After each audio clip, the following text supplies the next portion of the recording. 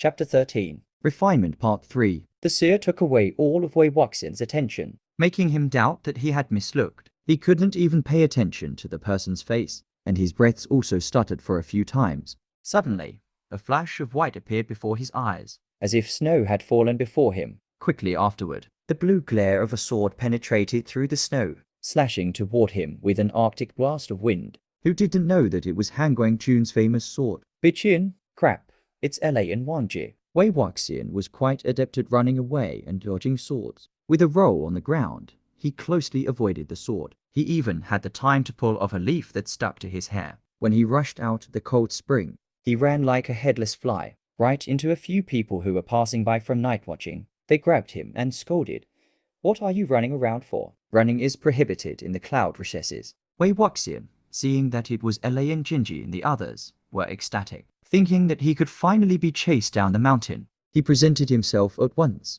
I didn't see anything. I'm definitely not here to peep at Han Guangjun bathing. The juniors were shocked speechless by his impudence. No matter where he was, Han Guangjun was a high, Holy mountain to behold in awe. especially respected among the junior disciples in the sect. He was near the cold spring to watch Han Guangjun bathe. Just thinking about such a thing would be the greatest crime, never to be forgiven. LAN Siji was frightened to the point that his voice even changed. What? Han Guangjun? Han Guangjun is inside. LAN Jinji seized him furiously. You damn cut sleeve. I see someone you could peek at.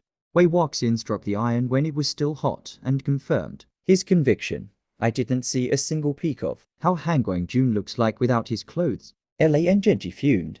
You are saying that 300 taels are not Buried here. Well, if you did not, why are you sneaking around here? Look at you have no face to see anyone. Wei Wuxian covered his face with his hands. Don't be so loud. Noise is prohibited in the cloud recesses. Amid the ruckus, Lan Wangji walked out from behind the layers of Eupatorium grasses with his hair down, wearing a white robe. The conversation hadn't even finished yet, and he was already dressed in an orderly fashion, Biqin still unsheathed. The juniors hurried to greet him. Lan Jinji rushed to speak. Han Guangjun, Mo Shuayu really is awful. You only brought him back, seeing that he assisted us at Mo Village. Yet Wei Wuxian thought that, this time, it would be beyond his endurance and kicked out of the sect. However, LAN Wangji only lightly glimpsed at him. after a moment of silence, he sheathed Biqin with a shing and spoke. You are dismissed. It was only 3 toneless words, but it was powerful enough for no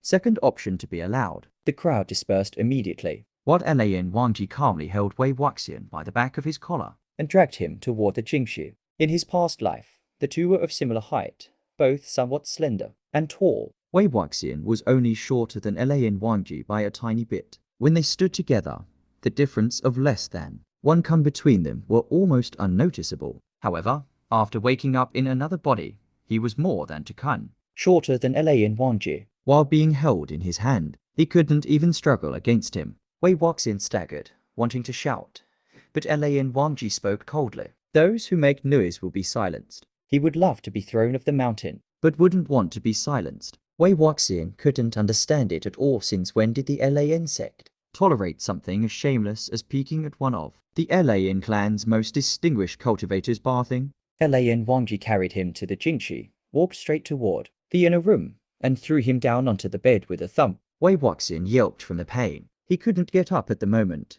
wriggling upright after a while. He originally wanted to whine a few times in a flirtatious manner, so that he would detest him. However, as he raised his head, he saw that LAN Wangji was holding Biqin with one hand, looking down at him commandingly. He was used to seeing LAN Wangji with his forehead ribbon, neat, long hair, scrupulous to every detail, but had never seen him like this. With his hair a bit loose and wearing thin clothing, Wei Wuxian couldn't help to glance a few more times. After the effort of carrying and throwing him on the bed, LAN Wangji's collars, which were closed in the beginning, came slightly apart, showing his distinct collarbones and the deep red sear under them. As he saw the sear, Wei Wuxian's attention was captured again. When he hadn't become the wire-iling patriarch yet, he also had a sear like this on his body. And the sear on LAN Wangji's body was exactly the same as the one on his body in his past life, no matter the position or the shape, so it was only natural for him to recognize it and become surprised.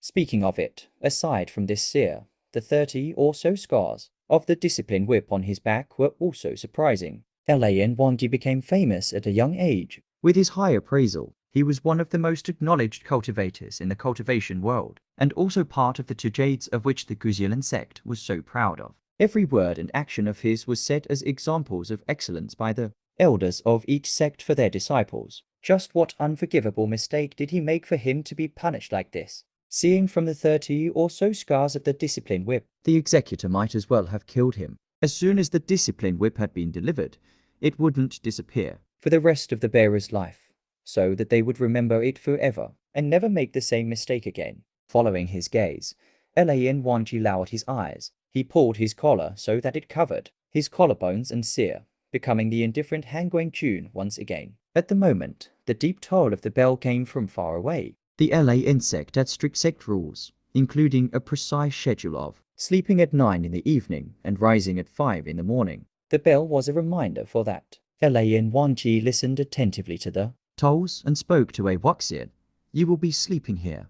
Without giving Wei Wuxian a chance to reply, he turned to another compartment of the Jingshu, leaving Wei Wuxian alone, sprawled on the bed alone and feeling confused. He did doubt that Lan Wangji might have guessed who he was. However, the doubt was lacking in both sense and reason. As sacrificing one's body was a prohibited practice, there were probably not a lot of people who knew about it. The scrolls passed down the generations were most likely partial pieces of the entire work, unable to reach their full potential. Things continued like this, and so there were less and less people who believed in it. Mo Xuanyu only summoned Wei Wuxian by looking at a secret scroll, wherever he found it in the first place. Anyhow, Lan Wangji couldn't have recognized him just from the awful flute melodies that he played. He asked himself whether or not he had a heartfelt relationship with Lan Wangji in his past life. Although they had studied with each other, went on adventures, and fought together, all of these experiences were like falling petals and flowing water coming and going. Lan Wangji was a disciple of the Guzilan sect, which meant that he had to be righteous, quite incompatible with Wei Wuxian's personality. Wei Wuxian thought that their relationship wasn't exactly bad, but it wasn't that good either. The chances were that Lan Wangji's opinion of him was the same as everyone else's, being overly wanton and not virtuous enough. It would have been only a matter of time before he caused a disaster. After Wei Wuxian betrayed the Yunmengjiang sect and became the Yiling Patriarch, he had a few significant disputes with the Lan sect, especially during the few months before his death. If Lan Wangji was sure that he was Wei Wuxian, they should have already been engaged in a large-scale fight. Yet, he was unsure what to make of the current situation in the past. No matter what he did, Lan Wangji didn't tolerate anything. But now, even though he used whatever methods he had up his sleeve, Lan Wangji could still tolerate him. Should he be congratulated because of his progress? After a while of staring at nothing, Wei Wuxian turned around and went of the bed. He lightly moved to the other chamber. Lan Wangji lay sideways on the bed, appearing to be already asleep. Without making a sound, Wei Wuxian approached him. He was still not giving up, hoping to fish the jade token for passage out of him. However, as he just extended his hand, Lan Wangji's long lashes fluttered, and he opened his eyes. Wei Wuxian quickly made up his mind. He threw himself onto the bed. He remembered that Lan Wangji hated physical contact with other people. In the past, just with one touch and the offender would have been hurled out. If, even like this, he endured it, then the person was definitely not Lan Wangji. He would even doubt that Lan Wangji's body was taken. Wei Wuxian's entire body was above Lan Wangji's with legs separated. Kneeling with one on each side of his waist, his hands were against the wooden bed, trapping Lan Wangji in between his arms. He gradually lowered his head. The distance between the two faces became closer and closer, closer and closer. At the point where it became hard for Wei Wuxian to breathe, Lan Wangji finally opened his mouth. He stayed silent for a few moments. Get off. Wei Wuxian thickened his face. No. A pair of pale-colored eyes looked at Wei Wuxian at a very close distance. Lan Wangji stared fixedly at him and repeated, "Get off." Wei Wuxian spoke. No, if you allowed me to sleep here. You should have known that something like this would happen. Lan Wangji spoke. Are you sure that this is what you want? For some reason, Wei Wuxian felt that he should carefully consider his reply. As he was about to curl his lips into a smile, a numbness suddenly came from his waist, and his legs gave out. With a thump, he fell onto Lan Wangji's body. The curvature of a half-smile was frozen on his lips. His head was at the right side of Lan Wangji's chest, and he couldn't move at all. Lan Wangji's voice came from above him. His voice was low and deep. His chest vibrated slightly as he spoke each word. Then stay like this for the whole night. Wei Wuxin didn't expect it to end up like this at all. He shifted around, wanting to get up, but his waist continued to ache and felt limp. He could only be attached to another man in such an awkward situation, feeling a bit befuddled. Just what in the world happened to Elaine Jean in the past few years, turning him into a person like this? Was this the same Elaine Jean as before? Shouldn't he have been the person whose body was seized? Suddenly, as his thoughts were as jumbled as a hurricane, Elaine Wangji slightly shifted. Wei Wuxin's spirits lifted, assuming that he finally couldn't bear it anymore. However, Elaine Wangji simply waved his hand. The lights went out. At a later time, Wei Wuxin pondered upon the reason why his relationship with Elaine Wangji wasn't good. Getting to the root of the matter, everything started when he was 15, coming to the Guzilan sect with Jiang Cheng to study for 3 months.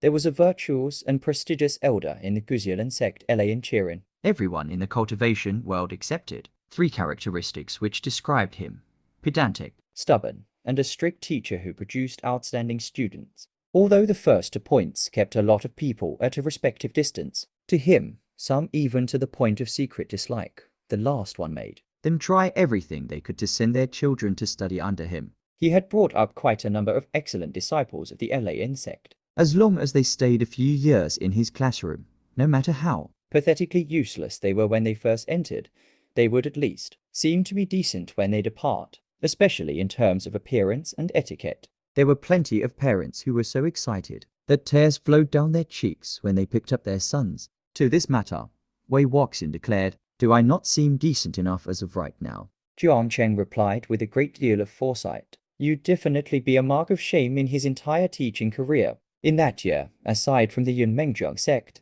there were also the young masters from other clans, sent to study here from parents who heard of the reputation. The young masters were all around 15 or 16, because the sects all knew the others. Although they weren't close, they had seen others' faces before. It was widely known that, although Wei Wuxin's surname was not Jiang, he was the leading disciple of the sect leader of the Yunmengjiang sect, Jiang Fengmian, and also the son of his friend who had passed away. In fact, the sect leader regarded him as his own child. This, along with how youths were not as concerned with status and ancestry as elders, they were soon friends. Only a few sentences passed, and everyone started to call others older brothers or younger brothers. Somebody asked, "The Lotus Pier of the Jiang clan is much more fun than here, right?" Wei Wuxin laughed. Fun or not fun depends on how fun you make it to be. There's definitely less rules than here, and no need to wake up so early. The Guzilan sect wakes at 5 in the morning and rests at 9 in the evening, not allowing any delay. Somebody else asked, "When do you guys wake up? What do you do during the day?" Jiang Cheng humphed him. He wakes at 9 in the morning and sleeps at 1 during the night. When he wakes up, he doesn't practice his sword or meditate. He goes boating, swims around, picks lotus seed pods, and hunts for pheasants. Wei Wuxin replied, "No matter how much pheasants I hunt, I'm still number 1. One youth spoke, "Next year, I'm going to Yanming to study. Nobody can hold me back." A bucket of cold water was thrown on him. "Nobody would hold you back. Your older brother would just break your legs." The youth drooped at once. This was the second young master of the Qingfeni sect, Enai Huaizang. His brother, Enai Mingzhui, was extremely resolute when carrying out orders, quite renowned in the cultivation world. Although the brothers were not born from the same mother, their relationship was quite solid. Enai Mingzhui had always taught his younger brother with extreme harshness, particularly caring for his studies. This was why, even though Enai Huaizang respected his older brother, he was the most scared of Enai Mingzhui mentioning his schoolwork. Wei Wuxin spoke, "To be honest, Gusu is quite fun as well." Enai Huaizang spoke, "Wei Xiong, listen to a sincere advice of mine. The cloud recesses is nothing like Lotus Pier. On this trip to Gusu, remember that there's one person whom you shouldn't provoke." Wei Wuxin asked, "Who?" "Elaine Chirin."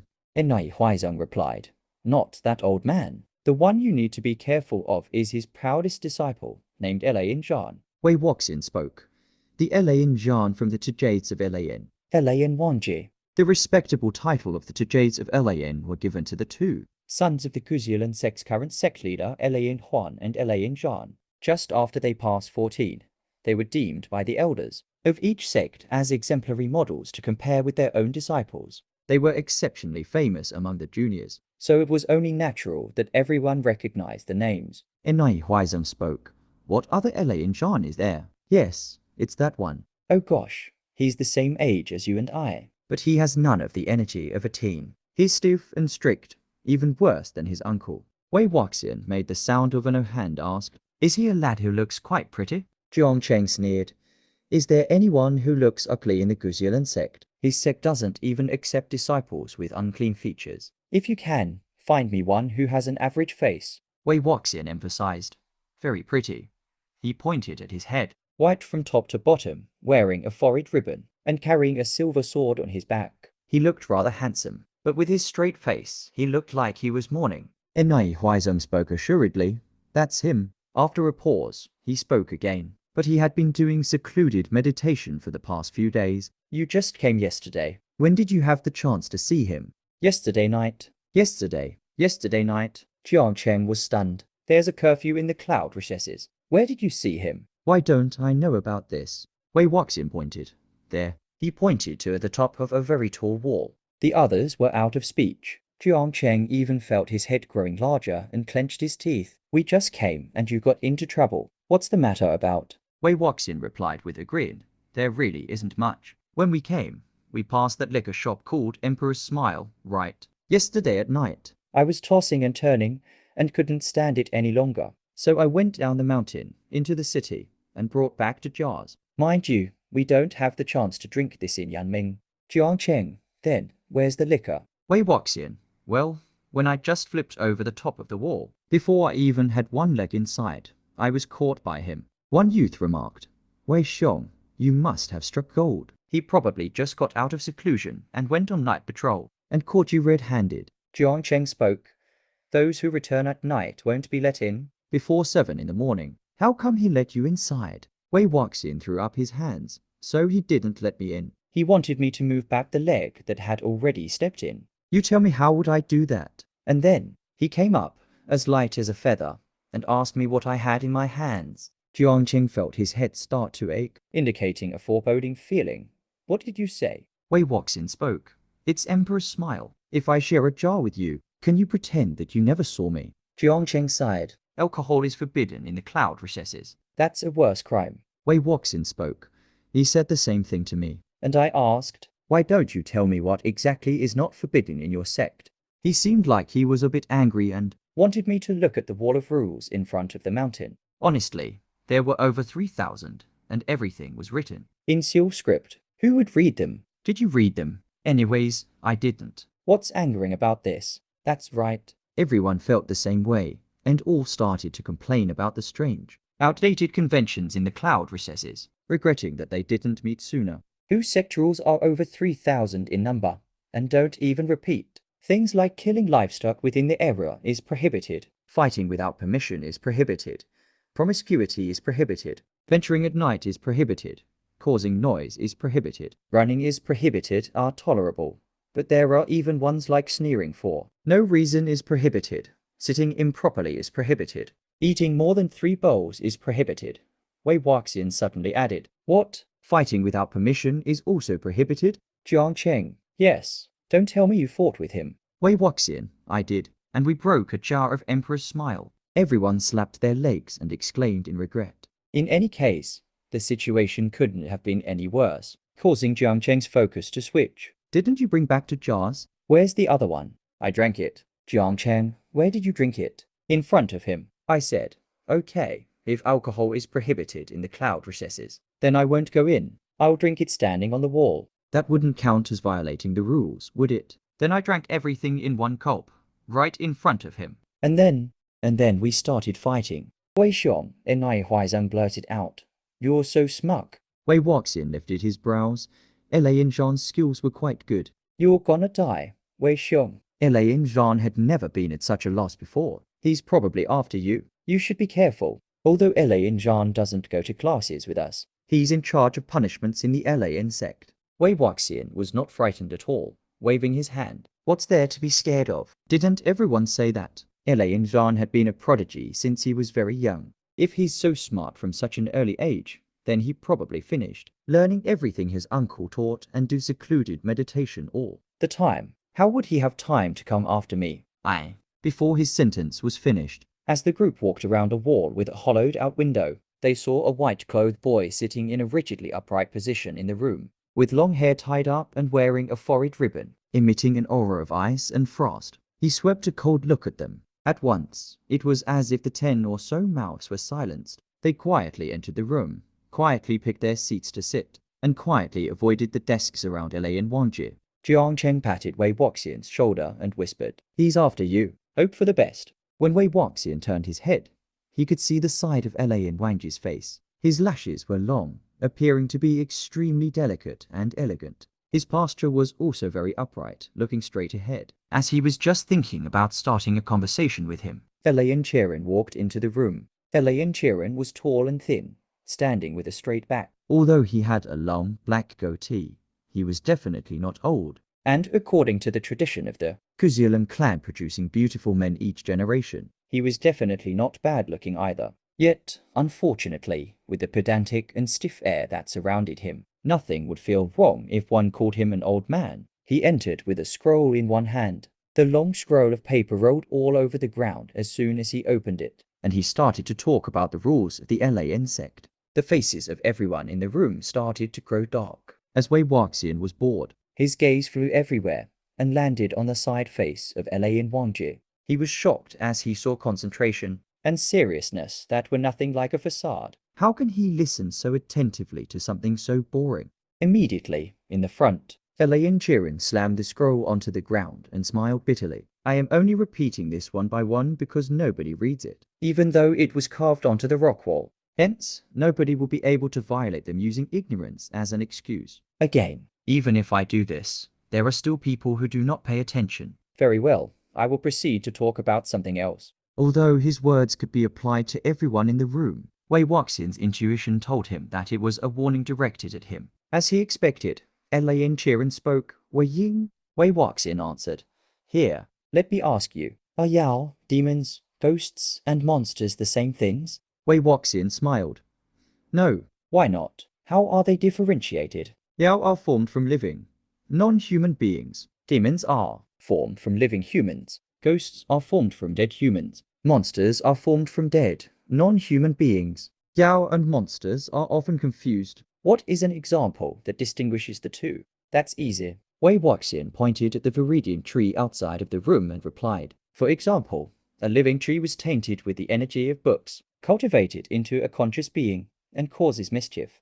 It would be a Yao. If I took an axe and cut it in the middle, so that only a dead tree stump was left, and then it cultivates into a being, it would be a monster. What was the profession of the progenitor of the Qinghani sect? A butcher. The heraldry of the Lanlingjin sect is a white peony. Which type of white peony is it? Sparks amidst snow. Who was the first in the cultivation world to focus on the rise of his clan rather than his sect? The progenitor of the Chishinwen sect, Wen Mao. His fluent answers made everyone's hearts skip a few beats. Although they felt lucky, they all prayed for him to not be stumped by any questions, so that Elaine Chiron wouldn't have the opportunity to pick on other people. Yet, Elaine Chiron spoke. As a disciple of the Yun Mengjiang sect, you should have been very familiar with these and known them by heart since long ago. So there is nothing to be proud of even if you answered correctly. Let me ask you again, there is an executioner with parents, a wife and children, but before he died, he executed more than 100 people. He suddenly died in the public, and to punish him for his deeds, he was left on the streets for 7 days. With the repressed energy of resentment, he started to haunt and kill. What should be done? This time, Wei Wuxian didn't answer immediately. The others thought that he was confused, and were all feeling restless. Elaine Chiron scolded. Why are you looking at him? Think about this as well. Don't open your books. The disciples took their hands away from the books that they intended on quickly flipping through. They were confused as well, having died in the public and left on the streets for 7 days. It was definitely a fierce ghost and a ferocious corpse, and therefore a question hard to solve. Everyone hoped that the old man Lan wouldn't pick on them to answer. After a few moments, seeing that Wei Wuxian didn't answer, Elaine Chiron seemed like he was thinking and spoke again. Wangji, you can tell him what should be done.